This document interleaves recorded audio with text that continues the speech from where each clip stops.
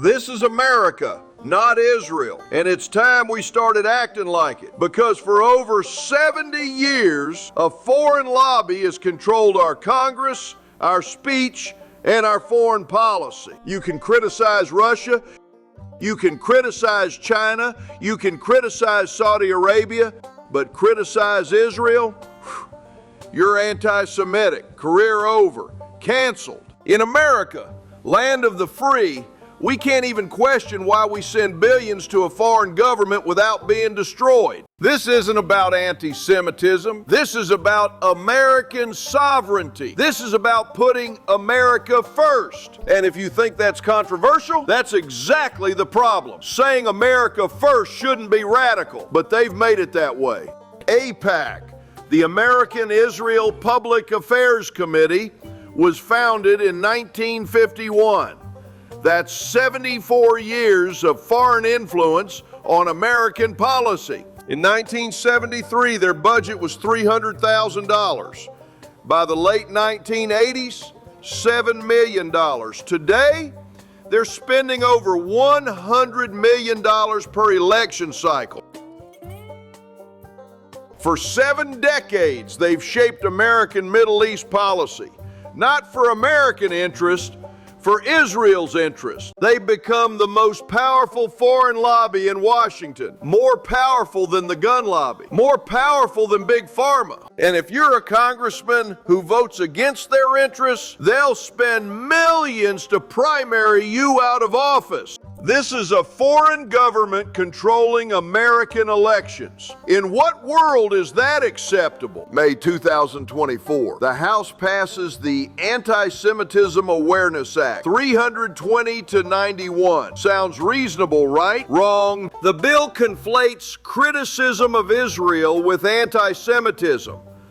Criticize Israeli policy, you're now legally anti-Semitic. 1,200 Jewish professors signed a letter warning this bill would delegitimize and silence critics of Israeli policy. Jewish professors. July 2024. NYU settles a lawsuit and updates their code to prohibit harassment targeting Zionists.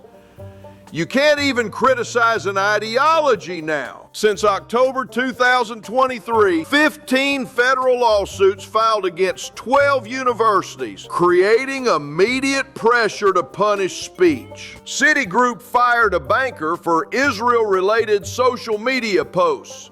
The ADL counts protests critical of Israel as anti-Semitic incidents. This is systematic speech suppression in America, the land of the First Amendment.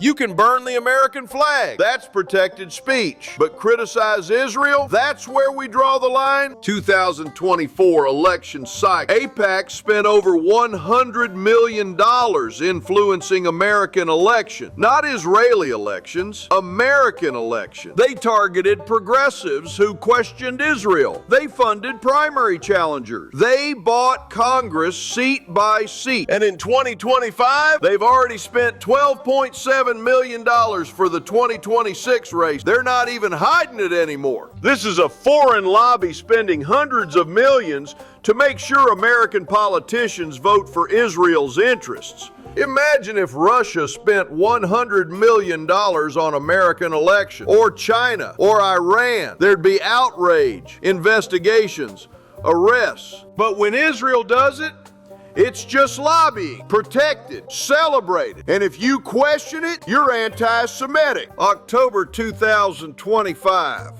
FBI Director Kash Patel gets caught using government jets during a shutdown to visit his girlfriend, Alexis Wilkins. Wilkins sues Americans. $5 million lawsuits. For what? For retweeting criticism. October 28th. Elijah Schaffer gets sued for $5 million. His crime? Retweeting a thread with Wilkins' photo. No caption. Whew.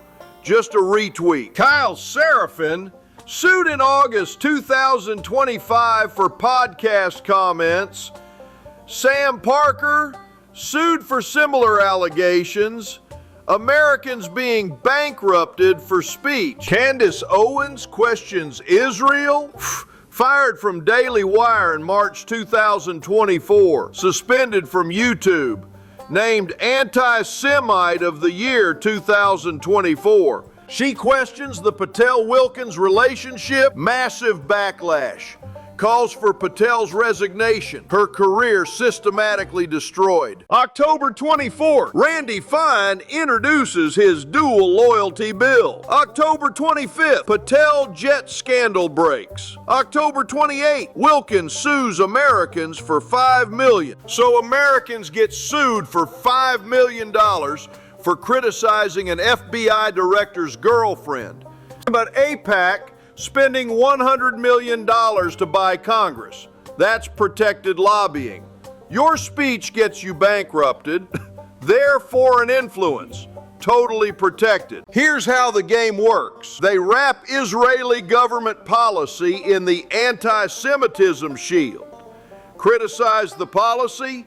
You're attacking Jewish people. But here's the thing, Israel is a government. Judaism is a religion. Criticizing a government's actions is not attacking a religion. You can criticize Saudi Arabia without being called Islamophobic. You can criticize India without being called anti-Hindu. But Israel, that's anti-Semitism. And remember those 1,200 Jewish professors who opposed the Anti-Semitism Awareness Act? Are they anti-Semitic for criticizing Israeli policy? Jewish Voice for Peace. If not now, Jews for Racial and Economic Justice, all labeled anti-Semitic. Jewish organizations, anti-Semitic. The shield isn't protecting Jewish people, it's protecting a foreign government from criticism. There's a difference. And they've weaponized that shield so effectively that Americans are terrified to even discuss Israeli policy.